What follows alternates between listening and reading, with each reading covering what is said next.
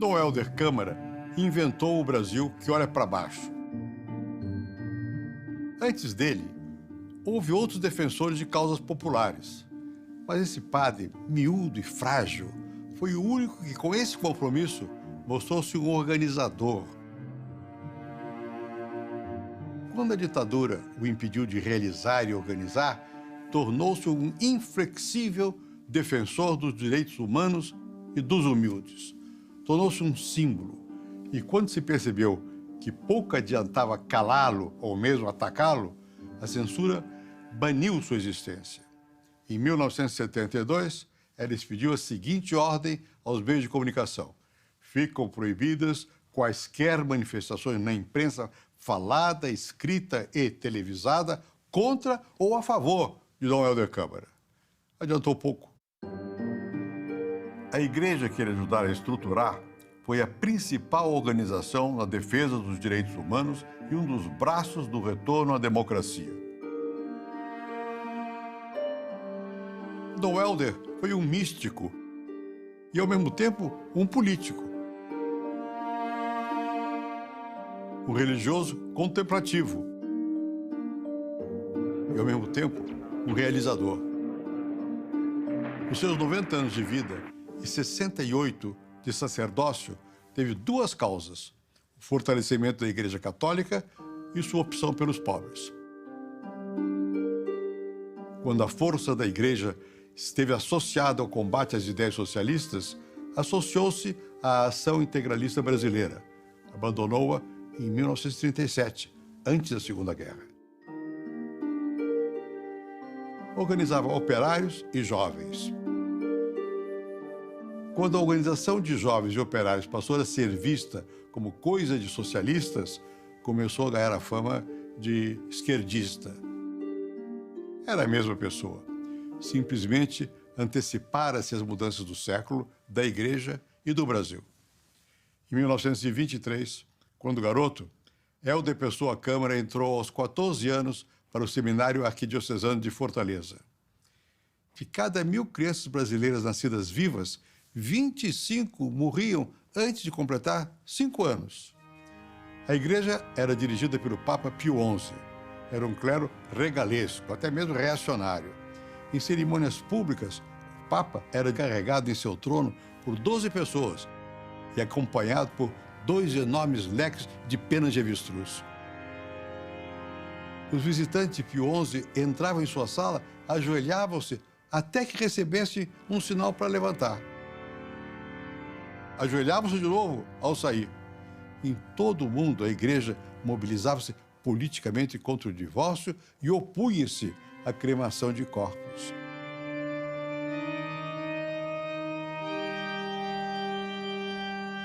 A América Latina tinha um só cardeal, o brasileiro Joaquim Arcoverde. Hoje, o Papa é argentino. A cremação é permitida e o divórcio, digamos assim, tolerado.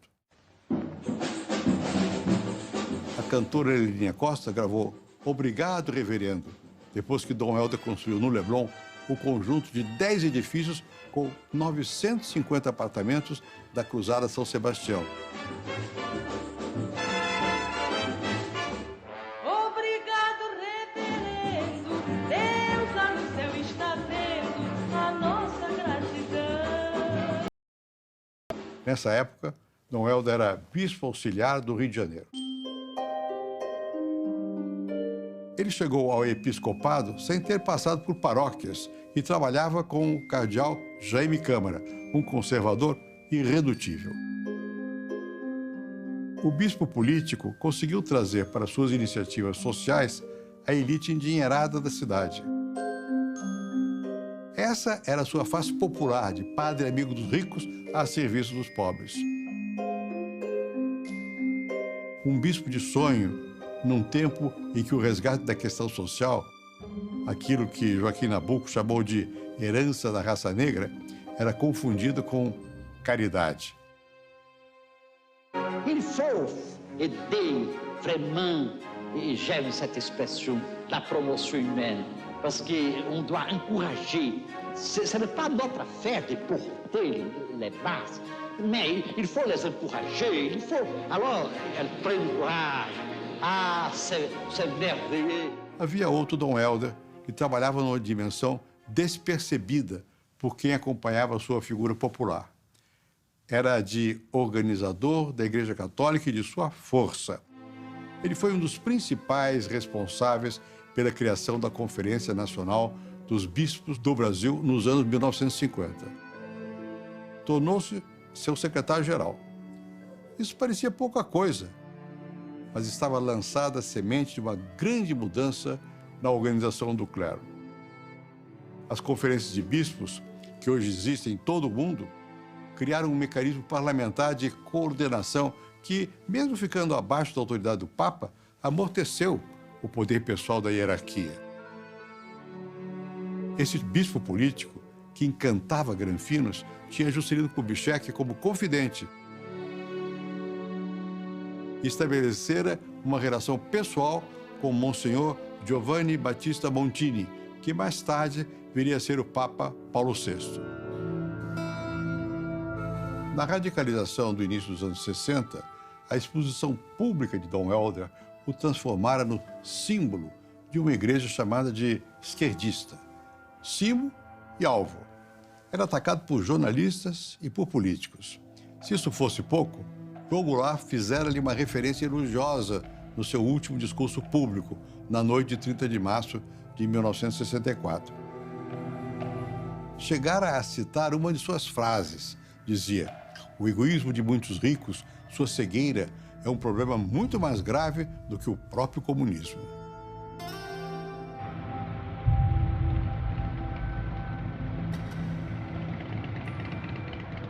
A história do Brasil sofreria uma reviravolta nos dias seguintes a esse discurso e a deposição de Jango.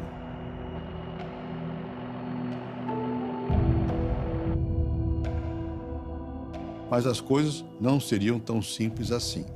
A Igreja Católica vinha sendo mudada desde 1962, quando o Papa João XXIII reuniu o Concílio Ecumênico. Sua figura bonachona aproximou a Igreja Católica de suas raízes. Não tanto quanto gostaria o clero denominado progressista, mas muito mais do que desejavam os regalistas dos pontificados que o antecederam. Nas reuniões de bispos em Roma, Dom Helder foi um articulador de aproximações com denominações protestantes e estimulou a criação das conferências episcopais. Tornara-se um ícone para a esquerda europeia, sobretudo a francesa. Ao seu amoroso Lima, o grande pensador católico presenciou o embarque de Dom Helder para Recife e contou: foi uma apoteose do povo acima de tudo, mas com raríssimas granfinas, não vi nenhuma. A identificação de Dom Helder como um esquerdista foi uma infeliz simplificação. Uma das muitas na época. A esquerda ficava feliz por ter um aliado e, por isso, a direita incomodava-se por vê-lo em atividade. Se ele era ou não de esquerda, isso pouco importa. Em 1964, um bispo do Nordeste recusou-se a celebrar um Te-Deum pela deposição de João Goulart. Quem? Dom Eugênio Salles, bispo de Natal, que mais tarde contaria: na minha cidade, ela foi entendida pelo povo como uma vitória dos ricos contra os pobres.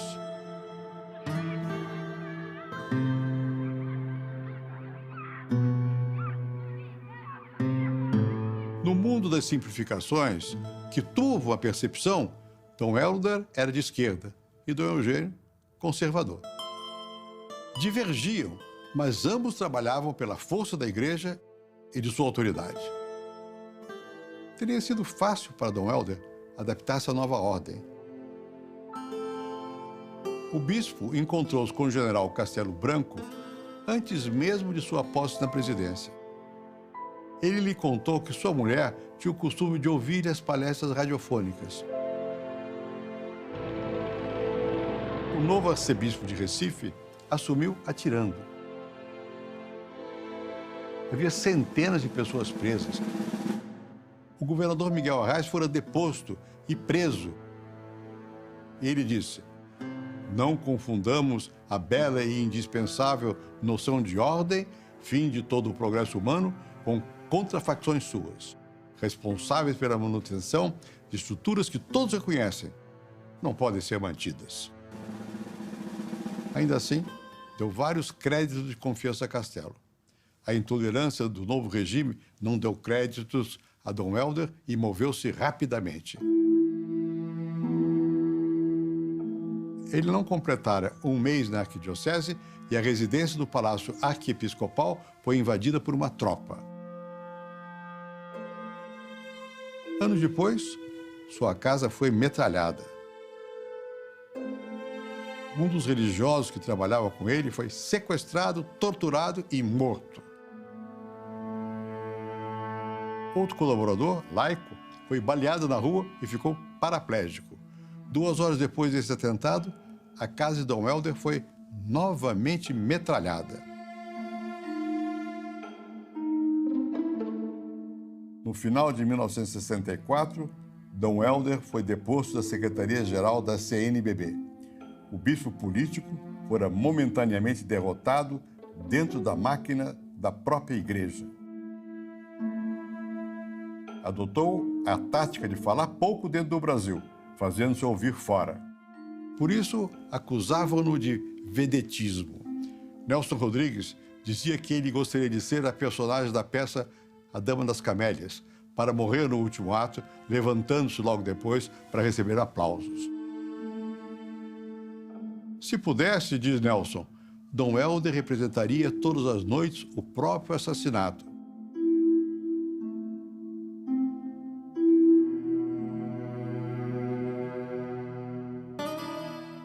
Na ficha do poeta e diplomata João Cabral de Melo Neto, no Serviço de Informações da Ditadura, lia-se que ele tinha ligações com Dom Helder.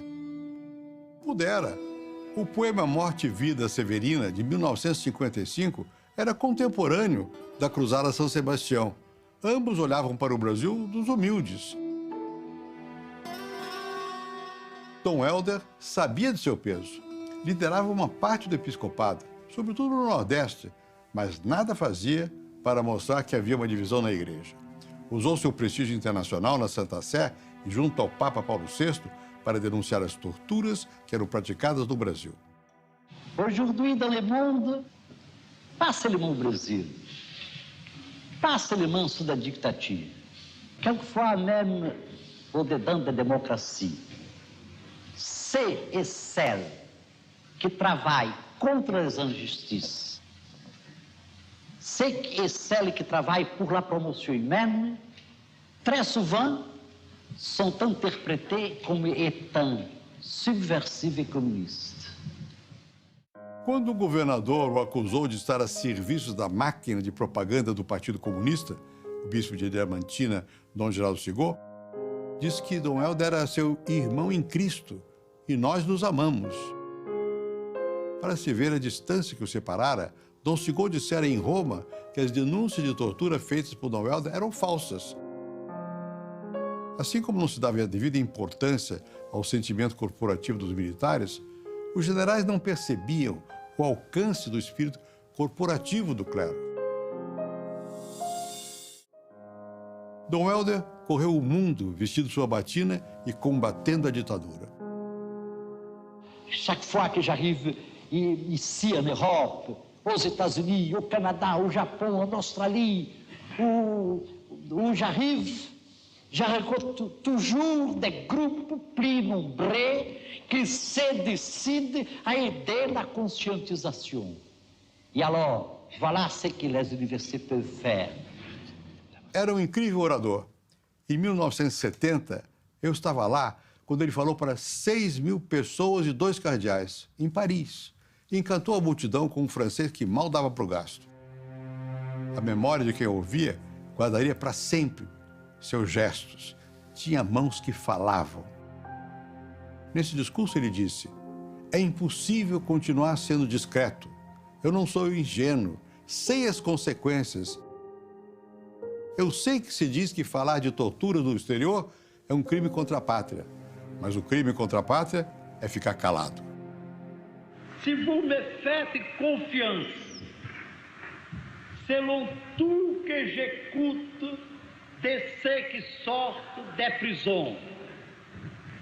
Ces cas sont plutôt la règle dans le monde des prisonniers politiques. Je sais très bien que si demain on m'oblige à prouver cette affirmation, peut-être jugée imprudente et exagérée, il me sera impossible de le faire, parce que les torturés ont peur que les tortures recommencent. Ele sabia o que estava fazendo naqueles dias. A Conferência Nacional dos Bispos receberam um dossiê documentando dezenas de casos de torturas, 13 só no Rio. Alguns com depoimentos pessoais. A CNBB condenou a violência política, mas a ação da censura proibia que se fosse além. Dom Helder sabia de tudo. Estava em Paris e lá podia falar o que quisesse. Et autres jours ce soir, si quelqu'un nous parle sur la violence, soyons alertés et demandons-nous de quelle violence s'agit-il? De la violence des opprimés ou de la violence des opresseurs? Em 1970, Dom Helder esteve perto de ganhar o Prêmio Nobel da Paz. O governo brasileiro mobilizou-se nos bastidores para derrotá-lo. Conseguiu. Também conseguiu que o Vaticano restringisse suas viagens ao exterior. Ele acatou a restrição sem dizer uma palavra. O reverendo conhecia sua igreja. Um dia, disse a um grupo de jornalistas: "Vocês devem procurar um amigo meu, o Paulo. Guardem esse nome. É desconhecido, mas está predestinado a ser muito importante no Brasil. Sua voz, e não a minha, é que será ouvida." Era um franciscano chamado Paulo Evaristo Arnes. Em 1970, o Papa Paulo VI nomeou-o arcebispo de São Paulo. Havia outros clérigos pouco conhecidos. Dois deles eram os primos Aloísio e Ivo Lochaider. Um, também franciscano, era bispo de Santo Ângelo, no Rio Grande do Sul. O outro, de Santa Maria. Em 1971, eles passaram a comandar a Conferência Nacional dos Bispos. Dom Aloísio como presidente, Dom Ivo como secretário-geral. A eles e a Dom Paulo Evaristo Arnes deveu-se uma reorientação da Igreja Católica Brasileira. Todos descendentes de colonos alemães do sul do país, tinham a marca da irredutibilidade. Sem que se percebesse, ocorreu uma mudança de guarda na Igreja Católica. Ver em Dom Helder um padre perigoso passara a ser pura perda de tempo. Aquilo que se supunha ser a sua perigosa mensagem passara para outros bispos. E lidar com Dom Paulo ou com Ivo Lochaider era outra coisa. Se isso fosse pouco, Eugênio Salles tornara-se arcebispo do Rio de Janeiro. Era um velho amigo de Dom Helder, que o chamava de magro, e a quem chamava de profeta. Em assuntos teológicos, era um conservador. Em questões políticas, um moderado. Na defesa da igreja, outro irredutível. Em 1970, foi recebido pelo presidente Médici. No fim da reunião, friamente, entregou ao presidente uma pequena nota resumindo os temas conversados. Entre eles, a prática de torturas. Durante a audiência, dissera-lhe: "Presidente, há torturas. Venho protestar como bispo e como cristão."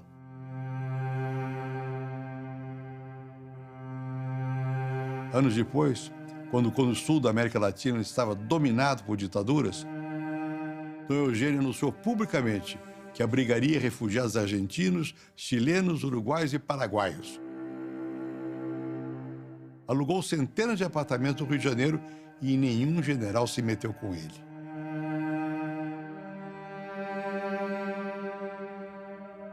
Em meados de 2 décadas, dera-se tamanha mudança da Igreja Católica que Dom Helder tornara-se um símbolo e sabia disso. Na tarde de 31 de outubro de 1975, sua pequena figura, de 1,60 m, estava na Catedral da Sé, em São Paulo. Saía do culto ecumênico pela memória do jornalista Vladimir Herzog, assassinado na Central de Torturas da Repressão Política de São Paulo dias antes. Os jornalistas cercaram-no, pediram algumas palavras. Dom Helder respondeu: "Por que falar em voz alta, meu filho, se todos nós estamos conversando em silêncio?" Eu estive naquele comício do silêncio. Foi a primeira grande manifestação popular ocorrida no país desde a edição do AI-5 em 1968. A cerimônia foi organizada pelo cardeal Paulo Evaristo Arnes, o amigo desconhecido de outrora. Dom Helder tinha razão quando avisou: "Sua voz, não a minha, é que será ouvida." A ditadura continuava detestando o reverendo, mas naquela altura nada se comparava ao rigor que tinha por Dom Paulo. 2 anos depois, o Serviço Nacional de Informações, fabricante de fantasmas da ditadura, via aquilo que Dom Helder pronunciara muitos anos antes. Dizia o SNI: nas perspectivas para 1978, antevê-se o prosseguimento da atuação nociva no país, admitindo que Dom Paulo Evaristo Arnes continue sua pregação político-ideológica. Prevê-se que no plano internacional se iguale ou supere Dom Helder Câmara e se consolide na sua posição de líder do clero esquerdista brasileiro.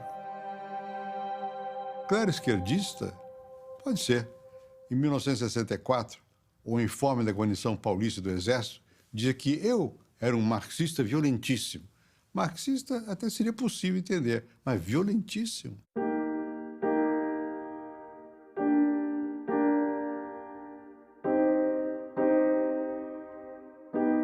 Nenhum prelado brasileiro foi tão homenageado e tão vilipendiado como Dom Helder. O arcebispo vermelho, como era chamado por seus detratores, nada tinha de vermelho.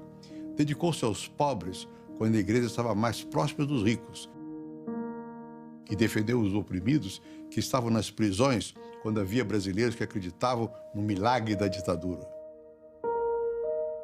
Eram essas as 2 características do reverendo que incomodavam. Passou o tempo e a igreja brasileira ficou mais parecida com ele, salvo num aspecto: ele nunca deixou de usar batina. Dom Helder completou 75 anos em 1984 e apresentou seu pedido de renúncia ao Papa João Paulo II. Ela foi rapidamente aceita. A ditadura, com os NOICOD e o SNI, se acabara. Viera a anistia. O Brasil não tinha mais presos políticos.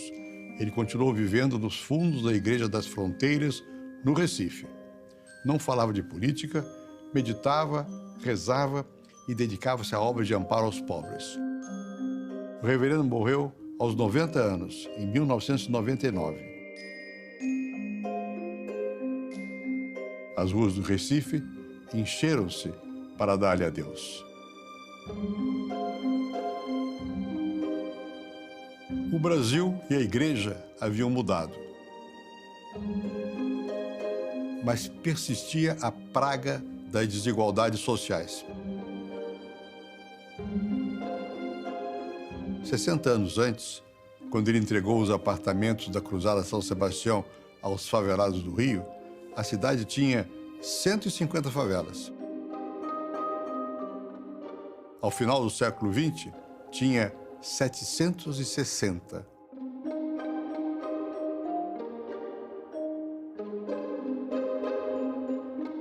Ele falava em construir habitações para os favelados na região em que viviam e deu-lhes apartamentos no Leblon. Pouco depois, essa política foi estigmatizada e a favela da Praia do Pinto próxima aos prédios da cruzada, foi destruída.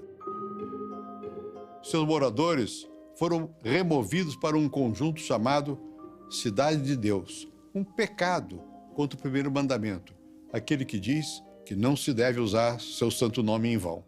Você sabe o que é ser padre? E aquele homem que, como eu disse, não era ainda um praticante, me apresentou um retrato de padre que eu achei uma maravilha. Ele começou dizendo: guarde para toda a sua vida. Padre e egoísmo não podem andar juntos.